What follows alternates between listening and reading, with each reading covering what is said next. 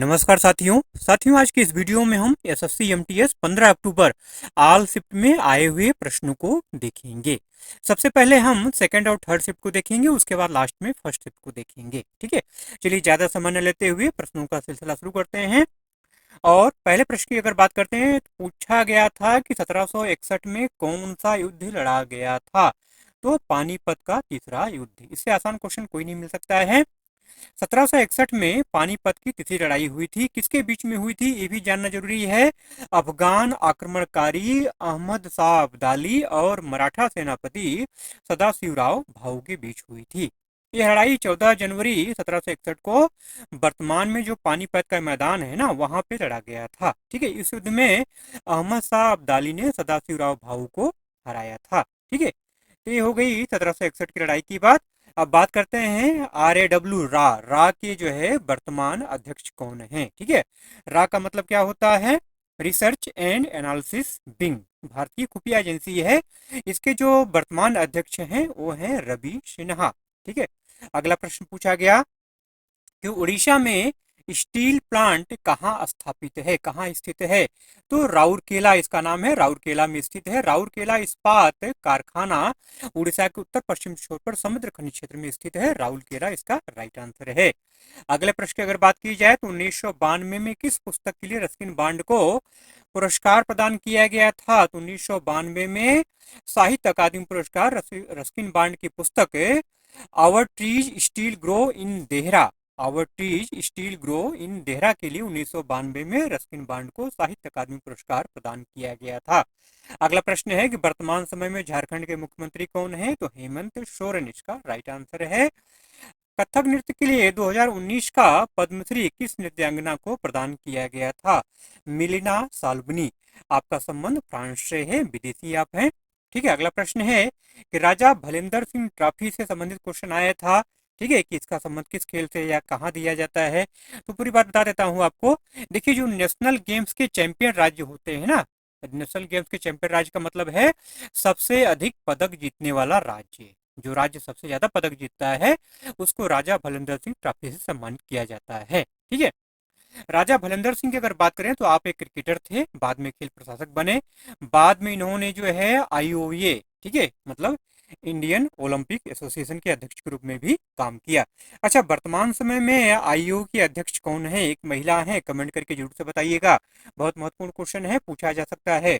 अगला प्रश्न है कि चाक्यार कुथु नृत्य का संबंध किस राज्य से है। केरल से है। एक नया क्वेश्चन बना है, इसको ध्यान रखिएगा, रिपीट हो सकता है। चाक्यार कुथु नृत्य केरल का एक पारंपरिक लोक नृत्य है। अगला प्रश्न है, सुप्रीम कोर्ट के न्यायाधीश को हटाने का प्रस्ताव पहली बार कब रखा गया था।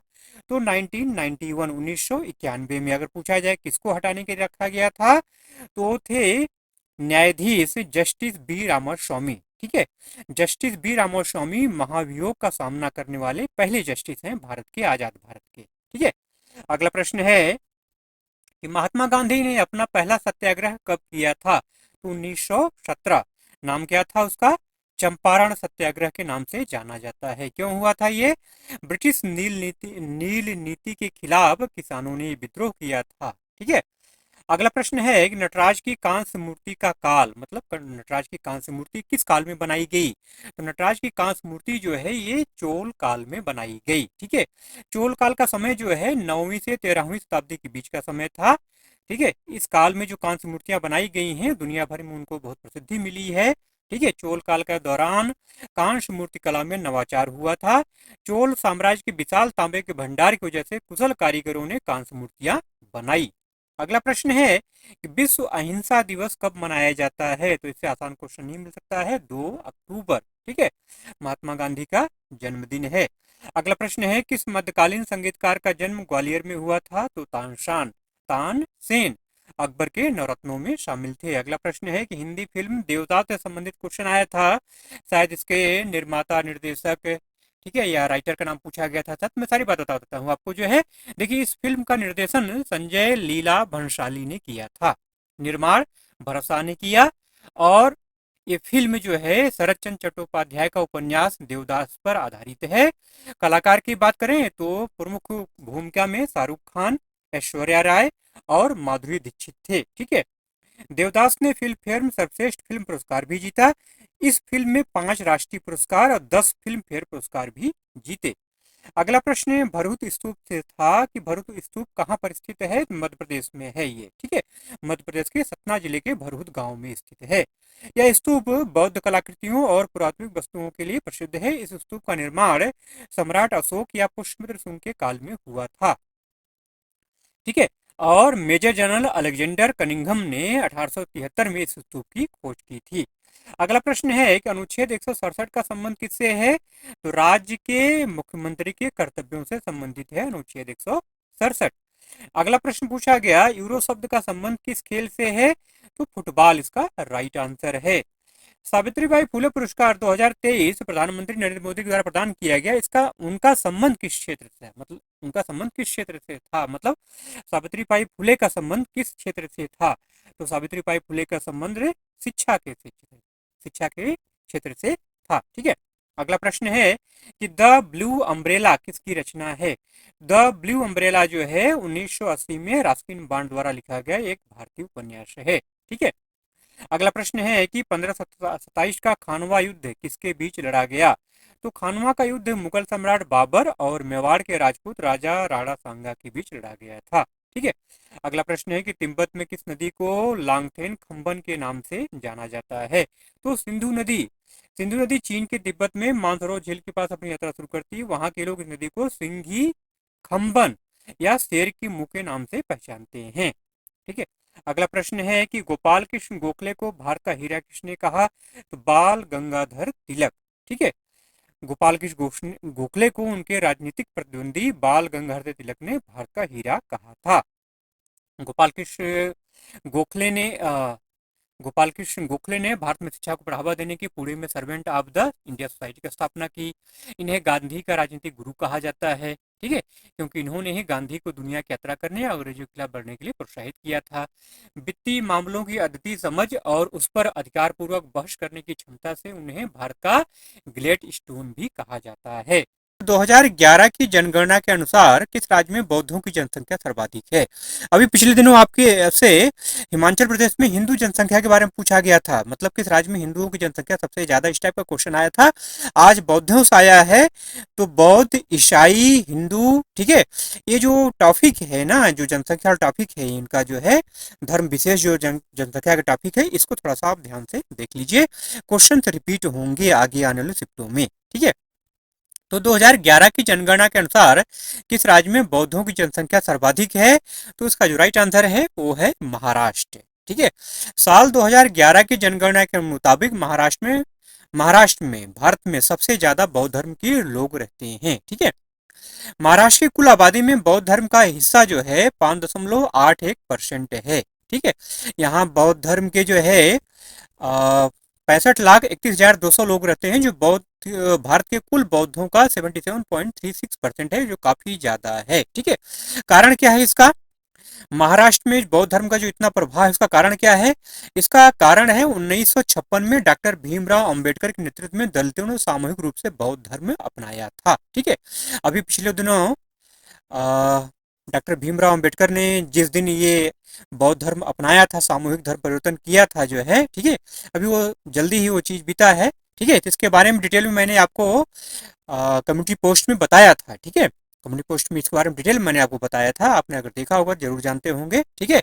तो कारण वही पड़ता है, चूंकि लगभग 3 उस समय जो है 3,65,हजार के आसपास जो है लोगों ने डॉक्टर भीमराव अंबेडकर के साथ क्या किया था, सामूहिक रूप से बौद्ध धर्म को अपनाया था, सामूहिक रूप से धर्म परिवर्तन किया था।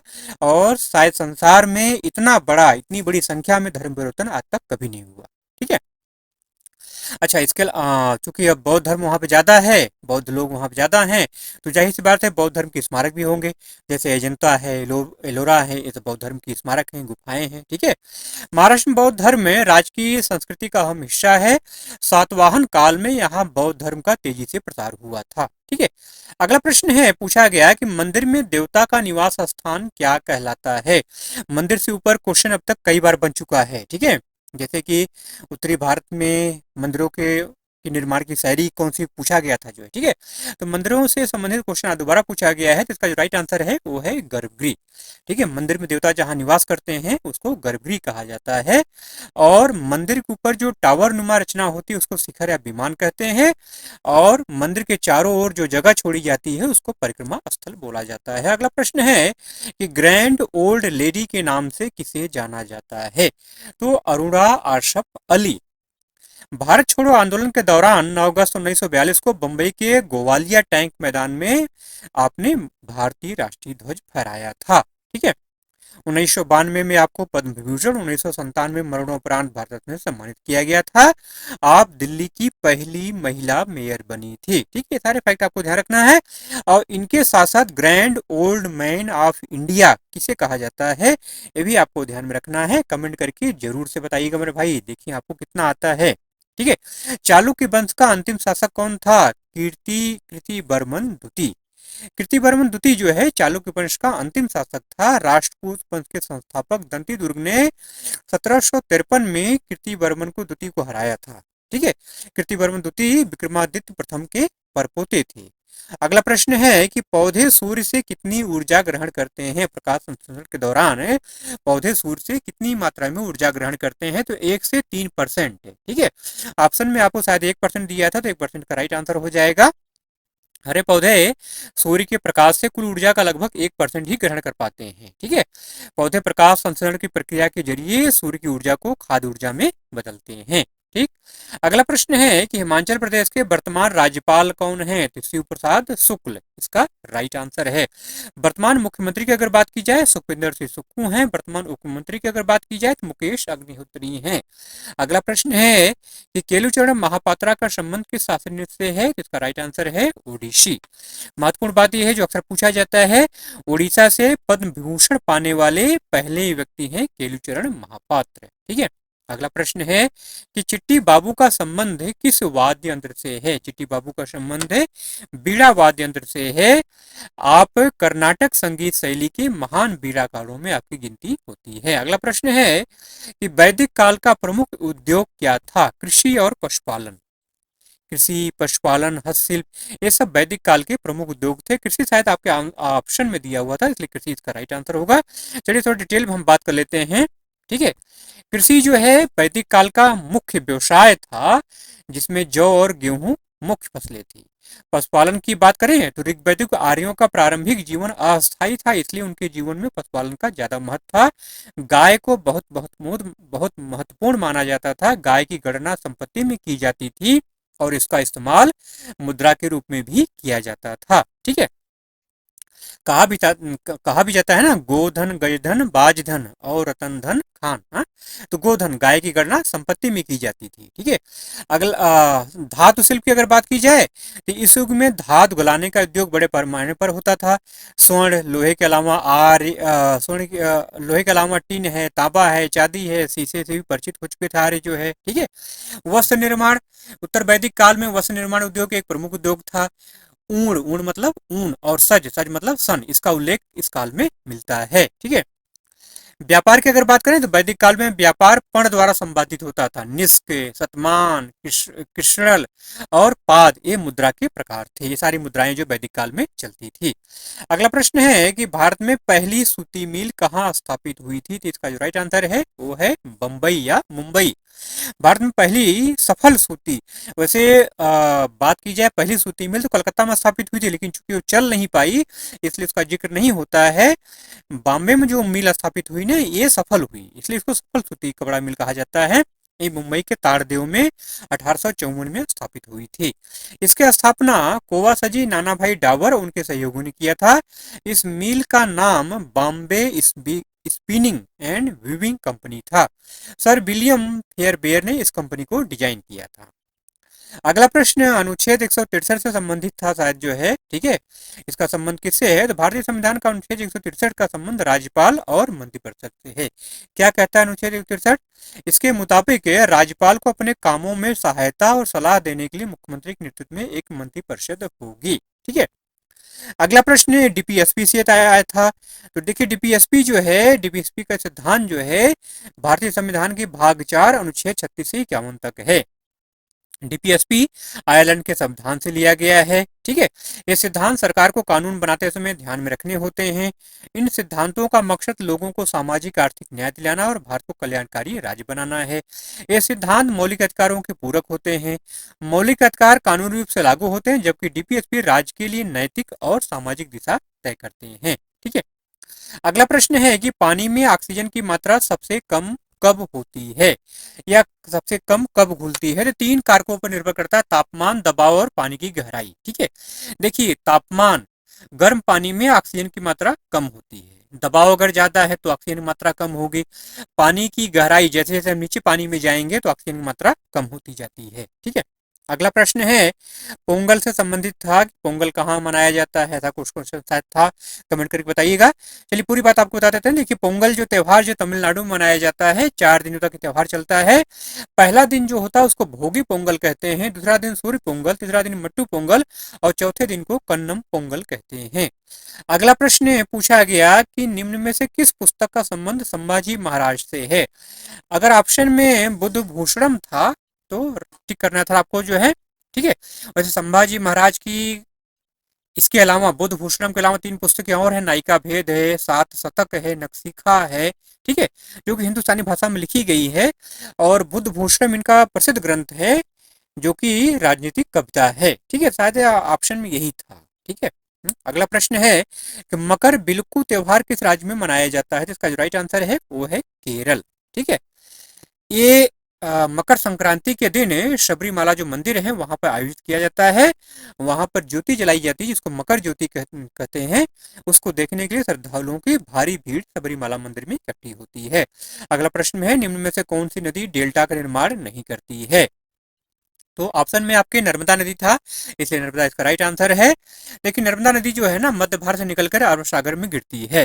ठीक है, पश्चिम से बहने वाली जितनी भी नदियां हैं ना, चाहे वो नर्मदा हो, तापी हो, साबरमती हो, ये सब जो है ना डेल्टा का निर्माण नहीं करती हैं, ये सब बनाती हैं ज्वार नद मुख।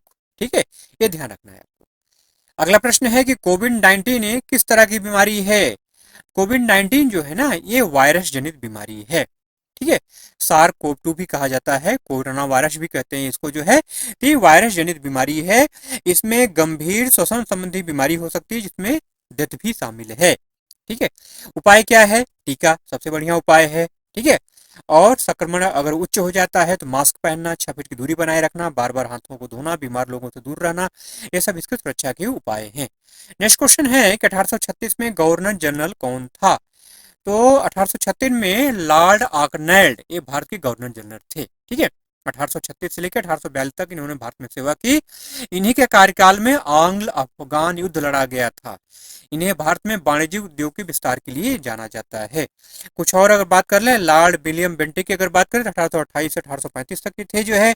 इन्होंने सती और अन्य क्रूर संस्कारों को खत्म किया। इन्होंने ठगी पर रोक लगाई। 1837 का चार्टर एक्ट जो था इन्हीं कार्यकाल में पारित हुआ था। ठीक है, चार्ल्स मेटकाफ की अगर बात करें तो 1835 1836 तक थे। इन्हें भारतीय प्रेस का मुक्तिदाता कहा जाता था। ठीक है, कहा जाता है इन्होंने प्रेस पर लगे प्रतिबंधों को हटाया था।